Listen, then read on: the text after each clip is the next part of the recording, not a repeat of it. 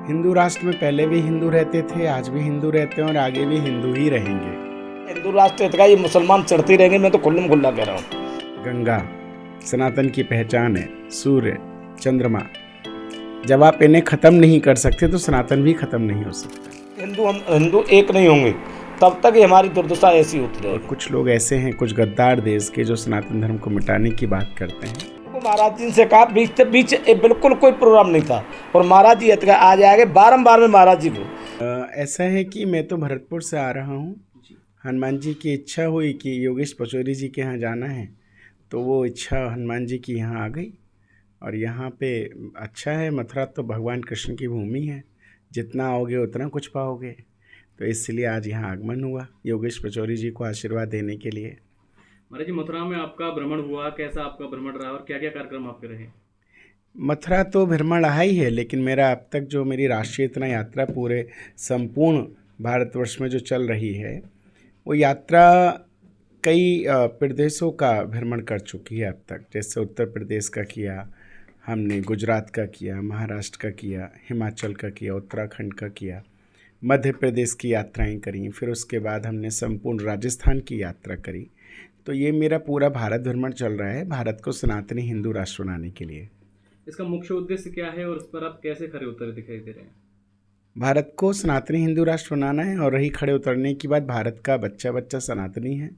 जो लोग सनातन का विरोध करते हैं उनको अपनी आँख खोल के देख लेना चाहिए, अपने चक्षु से ये पता लगाएं कि ये जो भारत है, ये भारत सनातनी भारत है। जिस प्रकार हम कहते हैं कि विश्व गुरु कहलाए भारत, राष्ट्र धर्म अवतय हो, सनातन धर्म की जय हो। तो सनातन धर्म एक ऐसा धर्म है जिसको ना कोई मिटाया जा सकता। क्यों? क्योंकि ये खून में बसा है, इस भारत माता की माटी में बसा है। और कुछ लोग ऐसे हैं, कुछ गद्दार देश के, जो सनातन धर्म को मिटाने की बात करते हैं। उनको मैं मथुरा की पावन भूमि से, अपने योगेश पचौरी जी के यहाँ से ये कहना चाहता हूँ कि वो इस बात को सुन लें कि वो खुद मिट जाएंगे, मिट्टी में मिल जाएंगे, लेकिन सनातन धर्म को नहीं मिटा सकते। सनातन धर्म को मिटाना है तो सबसे पहले आप इस भारत भूमि से गंगा को ख़त्म करो, या आप इस भारत भूमि से भगवान, इस जो सूर्य जो निकलता है पूरब से पश्चिम में जाकर छिपता है, सूर्य को ख़त्म कर दो, चंद्रमा को ख़त्म कर दो। जब आप इनको ख़त्म नहीं कर सकते, क्योंकि ये सनातन की पहचान है, गंगा सनातन की पहचान है, सूर्य, चंद्रमा।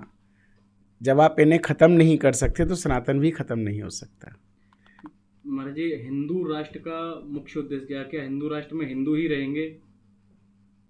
हिंदू राष्ट्र में पहले भी हिंदू रहते थे, आज भी हिंदू रहते हैं और आगे भी हिंदू ही रहेंगे। क्यों? क्योंकि जो मुसलमान हैं वो इस गलत फहमी में बैठे हैं कि हम मुसलमान हैं। अगर आप उनका डीएनए टेस्ट कराओगे तो वो सारे के सारे हिंदू ही निकलेंगे। और ईसाई हैं, मुसलमान हैं, क्रिश्चियन हैं, क्या ये इन लोगों को निकाल दिया जाएगा हिंदू राष्ट्र से तो दे ऑल आर कन्वर्टेड।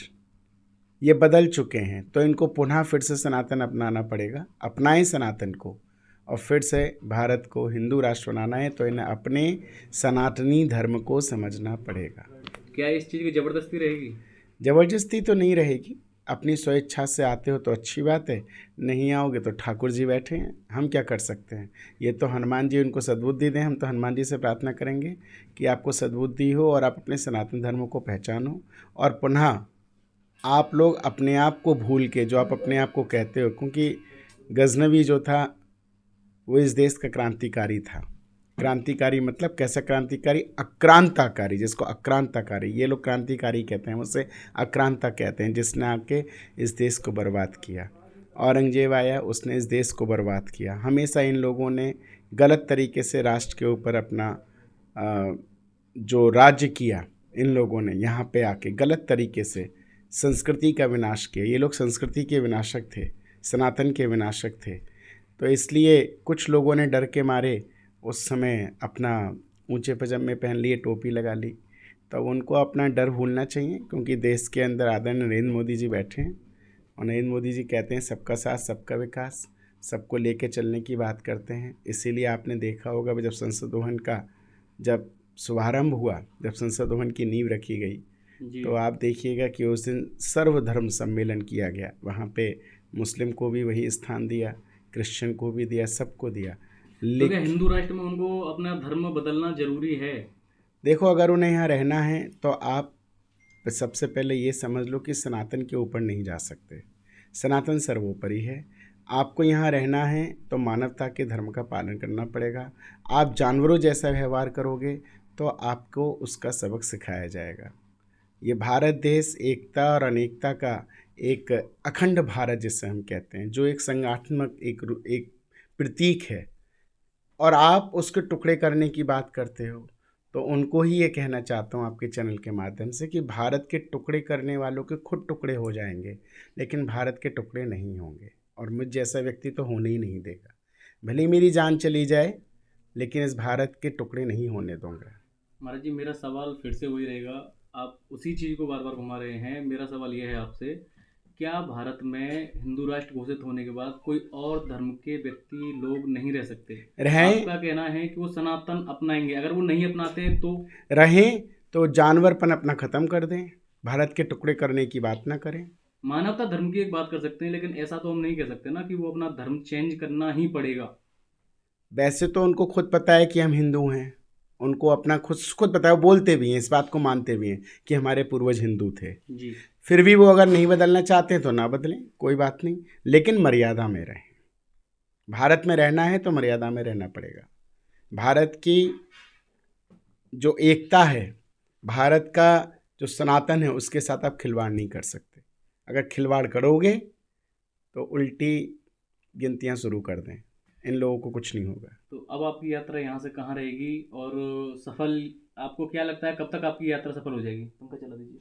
मेरी यात्रा तो सफल होगी। मेरी यात्रा को तो कुछ क्योंकि मैं तो हनुमान जी को लेकर चलता हूँ, जी। और जिस कार्य के लिए हनुमान जी चलते हो आगे, तो वो तो सफल होना निश्चित है, उसको तो कोई ख़त्म ही नहीं कर सकता।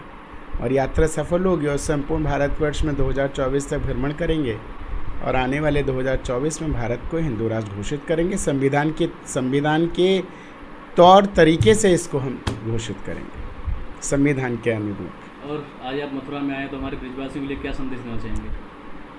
ब्रजवासियों से यही कहूँगा कि कन्हैया की भूमि है, कन्हैया को समझो कि कृष्ण कौन है, शिव कौन है, राम कौन है। राम के 2 अक्षर से हम राम को जानते हैं। राम 2 अक्षर से बना, शिव 2 अक्षर से बना। राम ने पूरे शरीर की आकृति 2 अक्षर से बनाई। क्यों? क्योंकि उसने कहा मैं तुम्हारा पिता हूँ, तुम मेरी संतान हो। तो संतान की पहचान पिता से होती है। तो पिता ने क्या किया? 2 अक्षर में पूरा शरीर बना दिया, जैसे सिर, बाल, माथा, आँख, नाक, कान, होठ, गाल, दांत, जीभ, गला, कंधा, छाती, पेट, पीठ, हाथ, पैर, सब 2 अक्षर से बनाया। पूरा शरीर 2 अक्षर से बना। ये इसीलिए 2 अक्षर से बनाए क्योंकि ये राम का शरीर है, और अंत में जाके राम में ही मिल जाएगा। इसीलिए अंत में बोलते हैं कि राम नाम सत्य है। तो राम को पहचानो, और आने वाले समय में सभी लोग मिलके एक साथ एकजुट होकर हमारी कृष्ण जन्मभूमि को बनाओ। और ये जो यहाँ पे, क्योंकि ये एक साथ हम सबको मिलके लड़ना पड़ेगा अपनी कृष्ण जन्मभूमि के लिए, वो हमारा अधिकार है।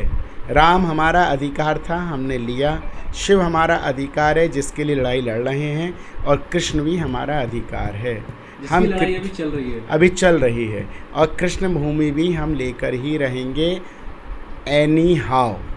इसके लिए कुछ करना पड़े, लेकिन कृष्ण भूमि भी हम लेकर रहेंगे। क्योंकि मैं ये नहीं कहता कि आप मुझे मेरे 40,000 मंदिर लौटा दो, मैं ये नहीं कह रहा, लेकिन 3 तो मैं मांगूंगा और मांगता रहूँगा। और इसके लिए मुझे मांगना नहीं है, अगर तुम नहीं भी दोगे तो छीन लूँगा।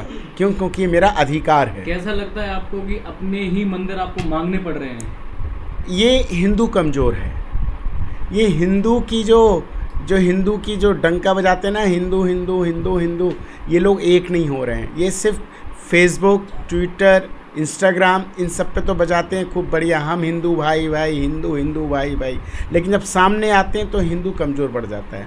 हिंदू को संगठित होना पड़ेगा। फेसबुक, ट्विटर हैंडल, इंस्टाग्राम, इन पे नहीं, ज़मीनी पे आके, सड़क पे आके हिंदू को समझना पड़ेगा अपने राम, अपने कृष्ण, अपने शिव को, और इसकी लड़ाई लड़नी पड़ेगी। खुल के सामने आना पड़ेगा, तभी आप अपने भारत में होने का, जो हम कहते हैं ना गर्व से कहो हम हिंदू हैं, आप तब गर्व से कहोगे अपने हिंदू होने पे, तब गर्व होगा जब हमारा भगवान कृष्ण जन्मभूमि बन जाएगा, जब हमारा भगवान काशी विश्वनाथ का मंदिर हमको मिलेगा, विश्वेश्वर महादेव में मिलेंगे, तब गर्व से हम कहेंगे हमारा।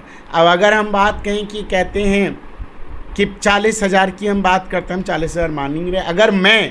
अगर मैं ये कहूँ कि सरकार से अनुरोध करूँ कि मुझे 40,000 मंदिर आप दे दीजिएगा, तो आज भी अगर आप जितनी भी मस्जिद तोड़वाएंगे ना, जो इन्होंने मंदिर तोड़ के बनाए हैं, आपको मैं एक ही बात कहना चाहता हूँ कि अगर आप उन्हें तोड़ लो, तोड़ने के बाद आप देखना, अगर वहाँ शिव है तो मेरा और शव है तो तुम्हारा, रख लो।